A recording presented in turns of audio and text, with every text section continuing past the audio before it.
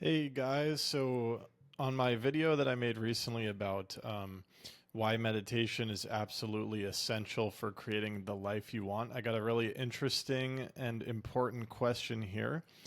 This one coming in from Beryl, who's in our Creative Freedom community. Hope you all get a chance to meet her. You could come on in. We have free Creative Freedom calls every week, so that link is in the description. Um, so the question here is, if you think do you think someone can cultivate a similar developed focus without doing regular closed eye meditations, like eyes open meditations, walking, observing? Okay, so this is an awesome question. So basically, in this video, I posit why meditation, and I'm speaking about sitting down, closing your eyes, setting a 10-minute timer, and focusing on the breath or doing some other specifically dedicated meditation practice, like meditation proper. I talk about why I think that is essential for creative freedom, for creating the life you want, etc. And so the question basically is, does it have to be that strict format or can it be some other format? Now, this question, and let me just go full screen here. This question is actually very relevant, and it's synchronistic that you asked that question, Beryl. And it's also funny because right now I feel like the lines are being blurred between the creative freedom community and what I'm doing here on YouTube, because I feel like I'm talking within the creative freedom community. So that's interesting. But anyways, um, so a lot of times, I offer a free connection call for people who want to chat about coaching and mentorship and stuff. And a lot of times, people will approach me with a lot of anxiety, a lot of limiting beliefs, a lot of fear, a lot of stress. They are involved in a life that they are not happy with because they've basically been living this life that they were told they have to live, and they're starting to come to the point of realizing, oh my god, this is somebody else's life, I want to live my own life. Okay, so a lot of people ask me, how do I start to break free of these limiting stories? And honestly, I wish I had my iPad plugged in. Ooh, I can pause this and I'll be right back with my iPad. Okay, wow, I love how I'm embracing my teacher energy and I'm creating these videos in a way that require no editing. Anyways, so a lot of people, they approach me and they're like, oh my God, I realize that I've been living in this box of fear, conditioned beliefs, etc. Like I haven't been living my own life. I've been living in this box, and there's so much, like, this box, which is made up of our conditioning, beliefs that we inherited, which are not our own. This is similar to the cloud that I drew in the meditation lesson. Like, this cloud of beliefs and stories and fears, which we inherited from, again, parents, teachers, society, etc. It's clouding our vision. So people approach me and they ask me, how do I leave this box? Okay. And depending on where the individual is at, one of the most important things I'll say is it's time to start meditating, because you need to like inspect and investigate this. Okay, not only that, actually, you want to inspect and investigate this, and same with the cloud. You also want to create that separation, right? Okay, so it's so hard to articulate this because, right, one of the people come to me, they ask me, how do I fix these problems? How do I feel less anxious, less stressed, less fearful? How do I do the things I want to do? And okay, one of the pieces is meditating, because you're going to inspect and investigate this box or this cloud of fear and anxiety. You're going to create a separation between it. Remember, in the picture, it becomes like this. You're meditating, and then you're like, ah, look, there's fear. Ah, look, there's anxiety. Ah, look, there's what my parents taught me about money. Um, there's what society taught me about love. Here's what society taught me about work, that it has to be really hard, right? So in meditation, you enter an ah look perspective, okay? And so often when I'm explaining this, the person on the other end asks a question just like you, Beryl. They'll say, oh, well, I'll ask them, do you meditate? And they'll say, oh, well, when I'm driving my car, like I think that I meditate, or I go on walks, or et cetera, et cetera. So here's the thing, guys. We have a we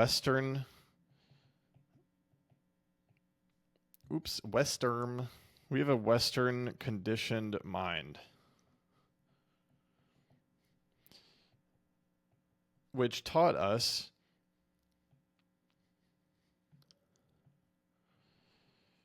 that we solve things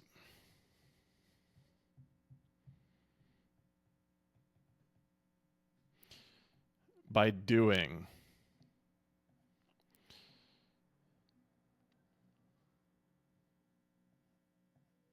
Okay? And there's some truth to this. You know, in my method of doing things, once you start to get a grasp on meditation and you start to find your inner center, you're still going to do things and you're going to take action, but it's going to be from a much more peaceful place.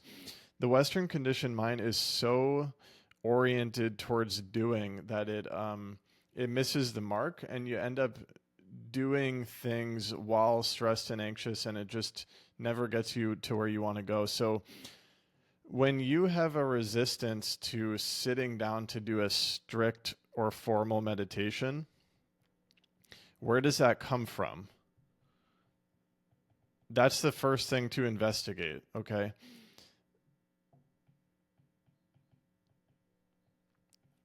That resistance comes from this.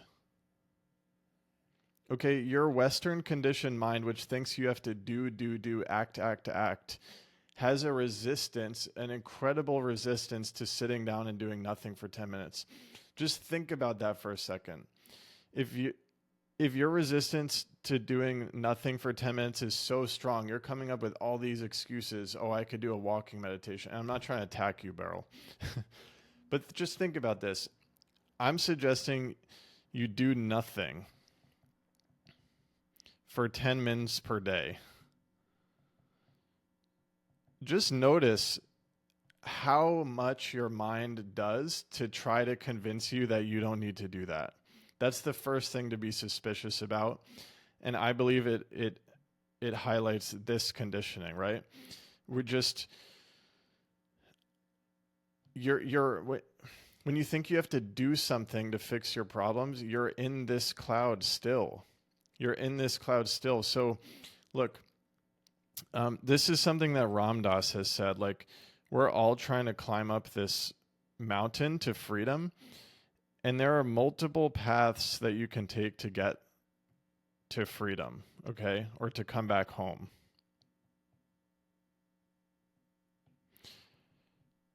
Based on the journey that I've been on, and based on the journey that I've been on, there does need to be a strict and formal meditation, okay, because if there is resistance to sitting down to meditate for 10 minutes a day, that means you don't have control over your mind.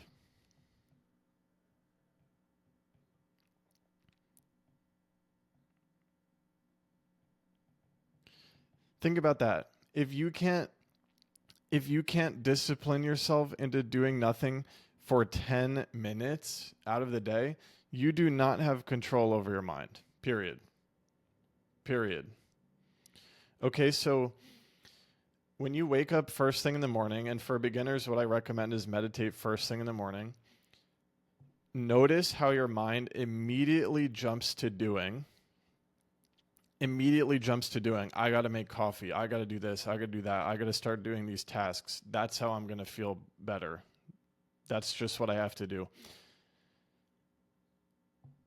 then maybe you remember, oh yeah, George said I should meditate.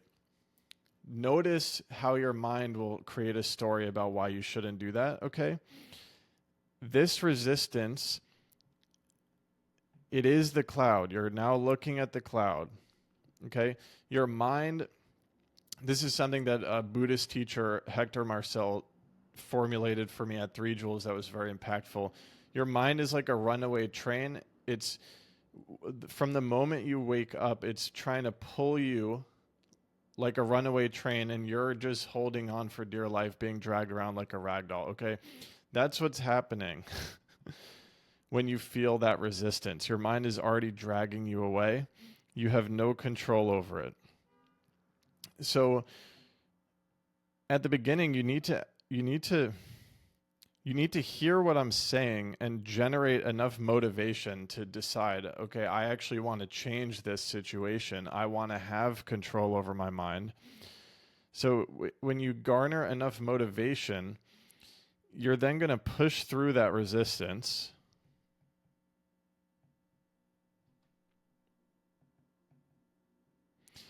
And you're going to meditate anyway. And so many people think that, oh, since I'm feeling this resistance, since it's so difficult to sit down for 10 minutes, that means I'm doing a bad job. I'm not doing it right. There's no point. I'm just going to give up. No, even if you're pushing through resistance for 10 minutes straight and forcing yourself, you are changing your behavior. You're developing discipline. You're developing control over your mind.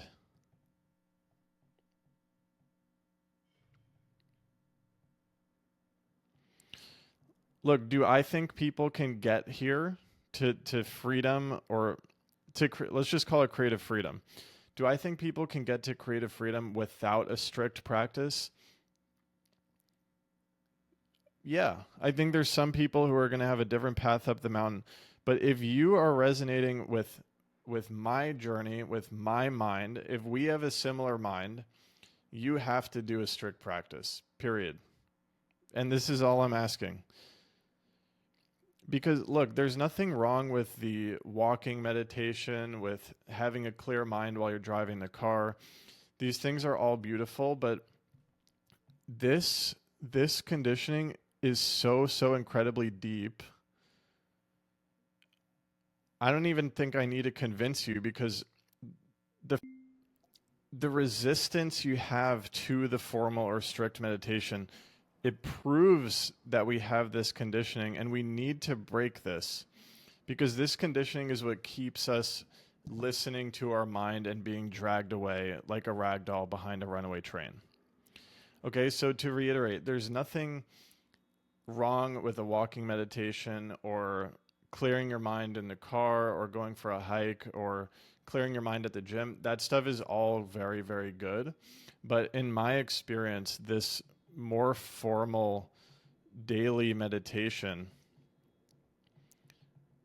um, is a key component of how I've found my way to traverse upwards on this mountain towards creative freedom. Okay, so are there going to be other ways to get there? Certainly. But for me, this very simple practice, and again, I do two sessions per day now at 20 minutes each, but to start, all I would say is just do 10 minutes first thing in the morning. This is the foundation for everything. In fact, I would go as far as to say that if you're not meditating every day, we're not even going to be able to speak the same language. It's that foundational to creative freedom in terms of how I got there. Okay, so as I progress on my own journey, I'm beginning to really formulate what is my method for achieving creative freedom. And my effort is not to claim that this is the method. It's just, this is working for me. I know it in my gut through my own experience. And meditation is a key component for me. And yes, it has to be it has to be this formal thing, and the resistance to that shows why. It shows why. The very act of sitting down to do a formal meditation, despite the resistance, is you beginning to create this separation between this cloud. You're saying, I'm not going to be dragged away by my mind. I'm going to take 10 minutes to witness it and to see what's going on and to cultivate my center. Okay, so that's my take on that. If you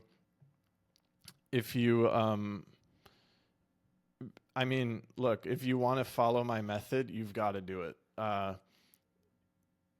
don't know how else to put it. I think I need to continue to work on my articulation of why this is so important, because pretty much like something that I'm realizing is there are stages of this journey, and a lot of people who are approaching me, they're at a certain stage of this journey where they still don't see, why meditate. Like, I go for a drive, and when I drive, I feel peaceful, but they're not breaking that resistance and that attachment to doing. So this practice is incredible in terms of breaking that particular conditioning. And through that meditation, I can't really describe.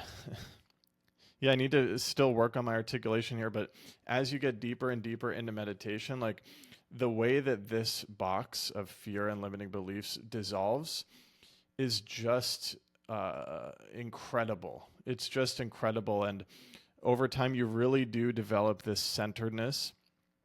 And again, other practices can help you with that. But this one for me has been very, very powerful. And I feel like there was a point I was making that I didn't finish. Yeah, a lot of people approach me and they're at a certain stage, and I just can't get it through to them why this is so important. But this is one of the efforts I'm making here. Like, this will initiate a breakthrough if you're able to do this. As soon as your motivation spills over into, okay, I'm just going to meditate anyway, that's a breakthrough moment on this journey, and suddenly way more of this path upwards opens up for you. Again, according to my experience, this is the path that has been working for me. So that's why I think actually doing an actual meditation is important. Okay. I hope you found this helpful. If you have any more questions, please keep them coming. And I'd love to see you in my free Creative Freedom community. We've got free resources. We've got a free weekly group call, and among other things. That link is in the description. And if you want to book a one-on-one connection call with me to talk about deeper one-on-one mentorship and coaching, that link is in the description as well. So thanks for watching, and I'll see you next time.